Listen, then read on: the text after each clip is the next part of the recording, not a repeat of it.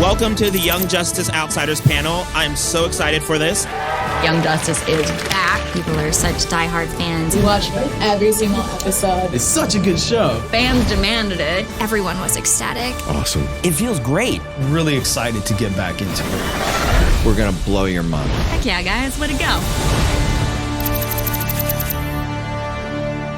I'm Whitney Moore here at Warner Brothers Animation Studio in Burbank, California. I have had the amazing opportunity to voice a brand new character this season, Courtney Whitmore. It is a dream come true. On this adventure, I've been able to meet and work with so many voice actors, animators, designers, writers, editors, and the producers, Greg Weisman and Brandon Vietti. What's even better is the animation team at Warner Brothers opened up their studio, pulled back those curtains, and invited me to take you along on my journey as we bring back Young Justice. And it all begins with a story. Okay, so let's take it back all the way to the beginning of this project. Were you guys both ready to just like pick up the reins and pick up where you left off, hit the ground running, or did you guys like sit and ruminate in that for a while? Both.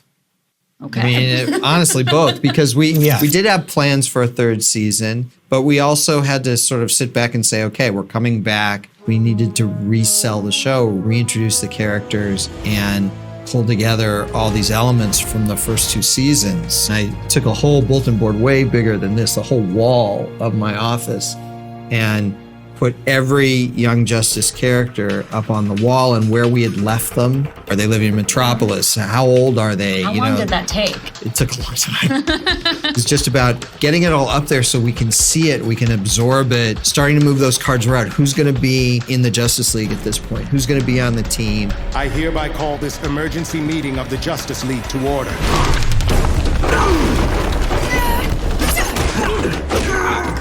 Always happy to have lots of experienced writers in the room kicking in ideas to take this up a notch. Is there any tonal change to what's gone before? Is season 3 going to be different at all from 2 and 1? One of the goals definitely for season 3 is to get back to that spy motif. Another motif that we're bringing in is horror.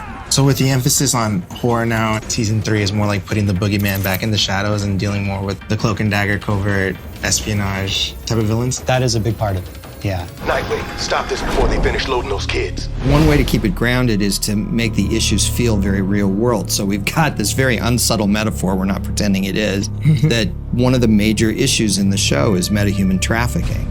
Again, unsubtle metaphor for human trafficking, which is a huge problem, and we're putting a sci-fi spin on it. And what this allows us to do is demonstrate how scary this stuff is and the damage it can do. That's especially horrific for young people, because I know if there's another time frame, they must be in like their early 20s, like the characters we know from the previous seasons. Like, that's quite a burden to bear. It's an entire meta-human trafficking syndicate that we can take down in one night. I can't. My powers, they're not working. I came for the man, not the powers. We are doing another 2-year jump, so if you put it all together, it's 8 years from the start of the show. The youngest of them is 21, 22 years old now. The oldest ones are, 26, 27. That's a very different time in your life. What does that mean in terms of relationships? And that makes them grounded too. Yeah. The whole thing's like, you can't be a superhero all the time. Right. Like, I can barely handle being in my 20s. I can't imagine. Like, I don't know what you would do if you were also The good news saving is I the can world. barely handle being in my 50s, so you have a lot to look forward to. That's so great. We're about halfway through this meeting. How do you think it's going? I think it's going super well. I haven't embarrassed myself, which is really good. So which episode are you working on right now? I am working on 311. I get to write Forager, and I'm so Awesome. excited about that.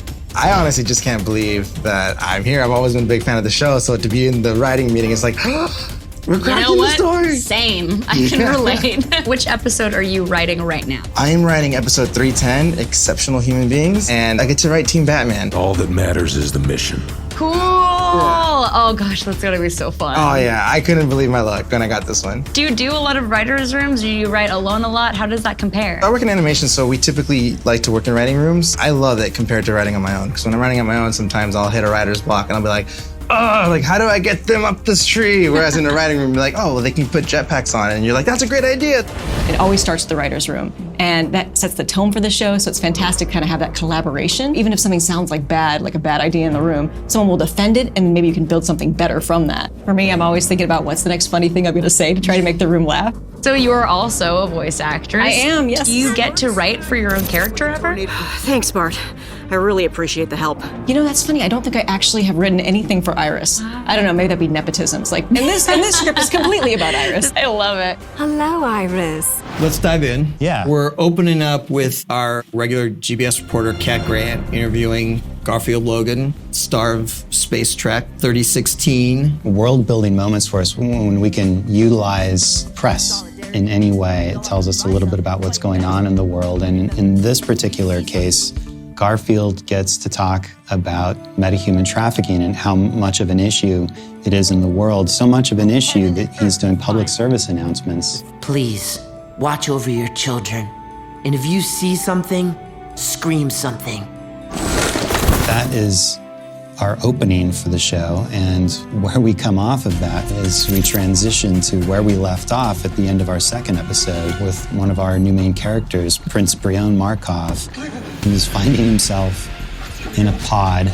And we know from our series, pods don't pan out well. If you end up in a pod, You don't want to find yourself in a pod. That's you for sure. don't want to end up in a pod. Like Logan pops up and he's like, this is what I'm talking about. Like, And his pod is filling with a substance called tar, which is basically looks just like tar, but in our story, it's a sort of transformative material that helps activate the metagene if you have the metagene within you. And that is where we end our opener. Help me! Please!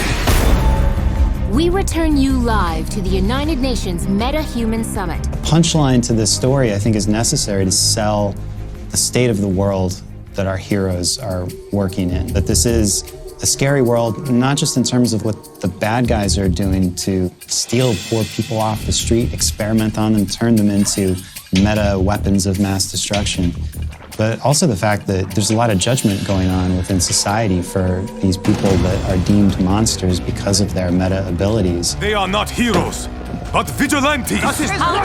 Because bad guys have corrupted how people see them, using them for villainous purposes, control chips on their neck, the public does not have a great view of these poor victims.